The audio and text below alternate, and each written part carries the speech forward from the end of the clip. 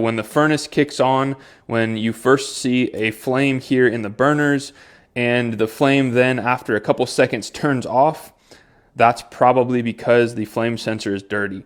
Now this is really easy to do. You simply take one screw off, take this flame sensor out, clean it, put it back in, and if your flames stay on at that point, then you are good to go, and that's as easy as that. A lot of calls are those first two things: dirty air filter and dirty flame sensor. Number 3 is going to be your blower motor. This is actually a pretty common thing. So the first thing that I like to do when I'm diagnosing a blower motor, make sure the switch is turned off or it's unplugged.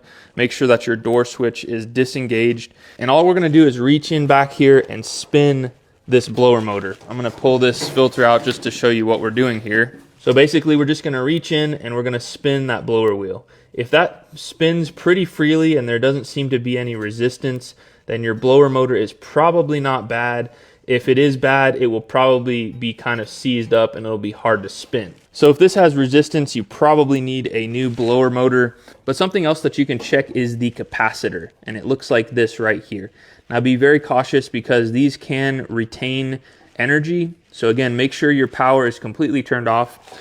And it's very easy to do once you know what you're doing. So you're gonna take an insulated screwdriver and you're just gonna touch these two leads together, and that's going to discharge that capacitor to make sure that you will not receive any sort of electrocution.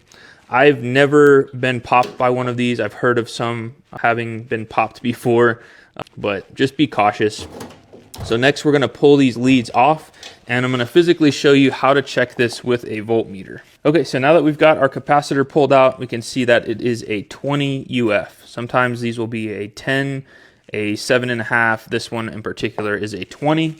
So what we're gonna do is we're gonna go over to this setting right here. Looks like an arrow and a T. And then all we're gonna do is put one lead on one of these contacts and one on the other, and we'll see what our reading is. So for this guy, we have 18.8. So we're a little bit below 20, but as you'll notice right here, we have plus or minus 5%.